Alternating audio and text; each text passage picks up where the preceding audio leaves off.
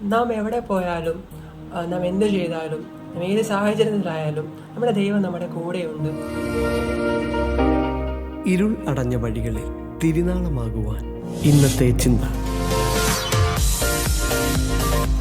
ബേൽ വണങ്ങുന്നു, Nebo കുനിയുന്നു. യെശയ്യാപ്രവാചന പുസ്തകം 46 അധ്യായത്തിലെ ആദ്യത്തെ 2 വാചകങ്ങളാണ് നാം വായിച്ചു കേട്ടത്.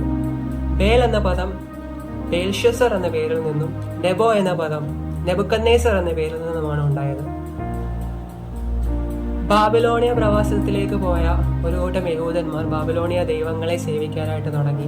അപ്പോൾ യഹോവ, ഇസ്രായേലിന്റെ ദൈവമായ യഹോവ, ഇസ്രായേലിന്റെ ദൈവമായ യഹോവയെ കുറിച്ച് തന്നെ അവരെ ഒന്നും കൂടെ ഓർമ്മപ്പെടുത്തുകയാണ്. അവർക്ക് കൊടുത്ത ആ വാഗ്ദത്തങ്ങളും അവരോട് അരുളി ചെയ്ത വെളിപ്പാടുകളും ദൈവം ആരാണ്, തങ്ങളെ ഇവിടെ കൊണ്ടുവന്ന ദൈവത്തിന് എന്തൊക്കെ ചെയ്യാൻ കഴിയും എന്ന ഒരു റീഅഷ്വറൻസ് കൊടുക്കുന്ന ഒരു അധ്യായമാണിത്. യെശയ്യാപ്രവാചന പുസ്തകം 45 അധ്യായത്തിന് ഒരു തുടർച്ചയായിട്ട് നമുക്ക് ഇതിനെ കാണാൻ സാധിക്കും. ബേൽ നെബോ ബാബിലോണിയ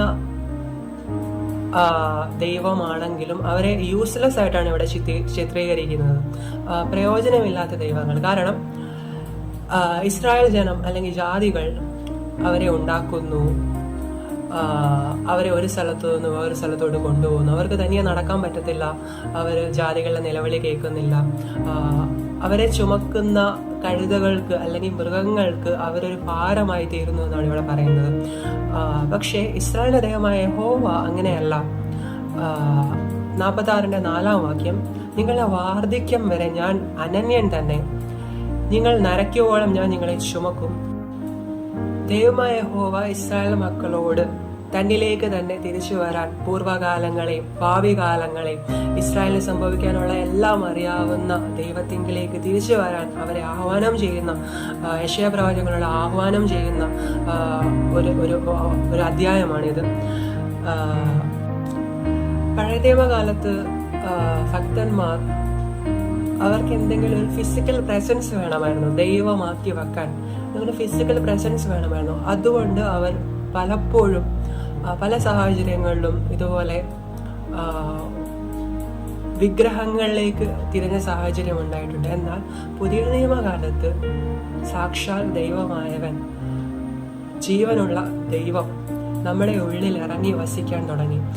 നാം എവിടെ പോയാലും നാം എന്ത് ചെയ്താലും നാം ഏത് സാഹചര്യത്തിലായാലും നമ്മുടെ ദൈവം നമ്മുടെ കൂടെയുണ്ട്.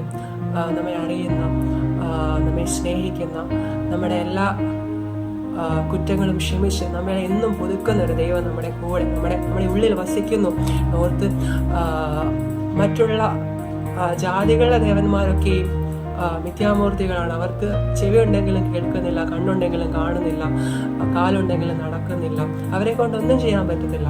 ബട്ട് നമ്മുടെ ദൈവം നമ്മുടെ ഉള്ളിൽ വസിച്ച് നമ്മുടെ കാര്യങ്ങൾ നമുക്ക് വേണ്ടി ചെയ്തു തരുന്ന ഒരു ദൈവത്തെയാണ് നമ്മൾ സേവിക്കുന്നത്. ആകയാൽ നമുക്ക് ഈ ജീവനുള്ള ദൈവത്തെ നമുക്ക് ചുറ്റും ജീവിക്കുന്ന ജാതികളുടെ മുമ്പിൽ പ്രദർശിപ്പിക്കാം. നമുക്ക് ദൈവത്തിന് നല്ല കുഞ്ഞുങ്ങളെ ജീവിക്കാമെന്ന ആഹ്വാനത്തോടെ ഈ ചെറിയ ചിന്ത ഞാനിവിടെ നിർത്തുന്നു. ദൈവം നമ്മളെ എല്ലാവരെയും അനുഗ്രഹിക്കുമാറാകട്ടെ.